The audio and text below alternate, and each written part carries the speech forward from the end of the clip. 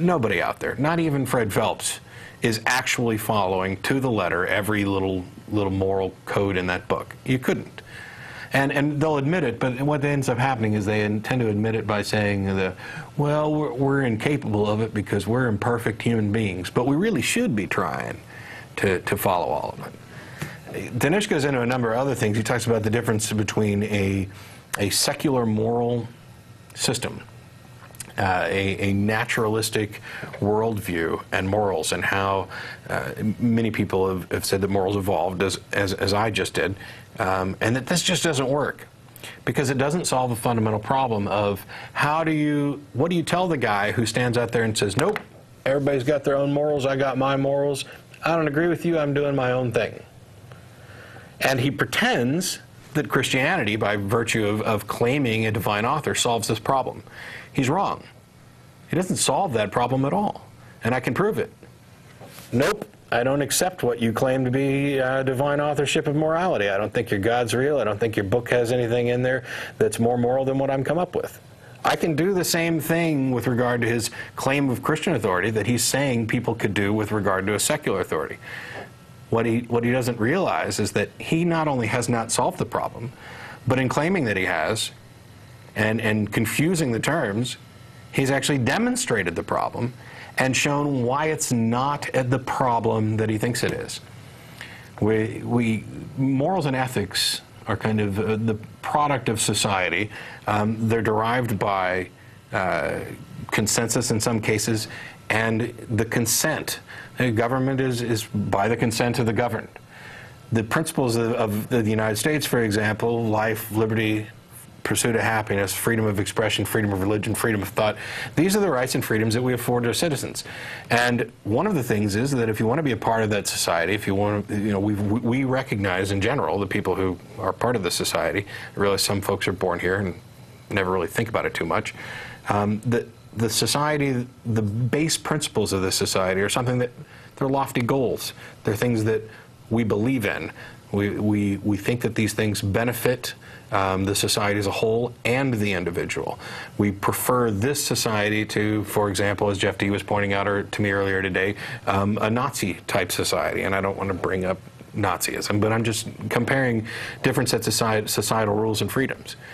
But in order to appreciate and make use of those rights and freedoms, there's a sacrifice. And I'm not just talking about the many men and women who have sacrificed their lives in order to ensure that freedom for all of us. I'm talking about the sacrifice that individuals make.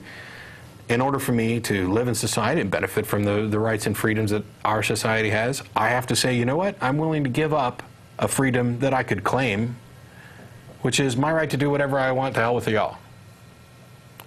That's what you give up.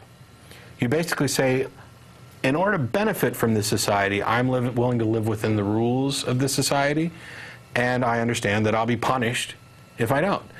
Sent to prison if I break the rules, or pay a fine if I break the rules, or shunned.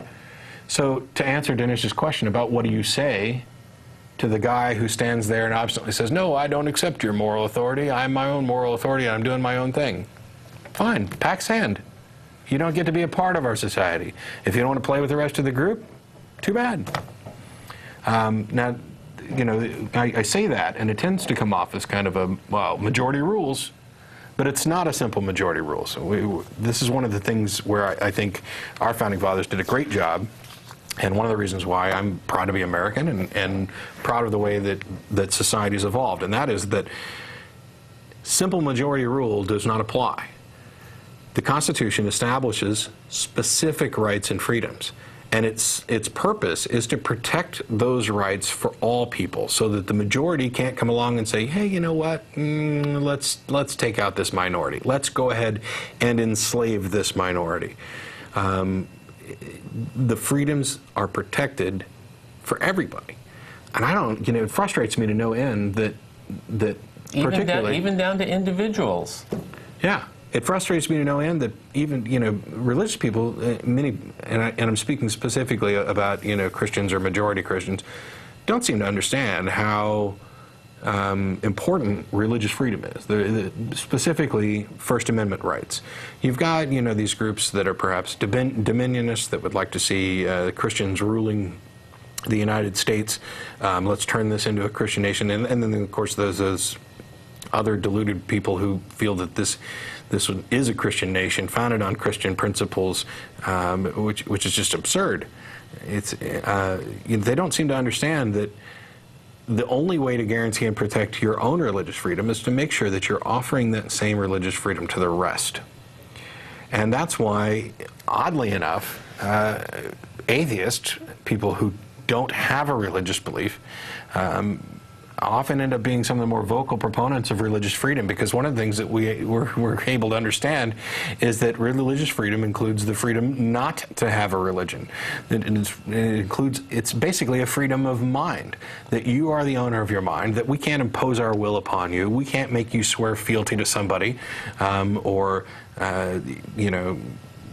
punish you or torture you until you confess a particular religion, or recant some scientific discovery or statement, as they did with Galileo.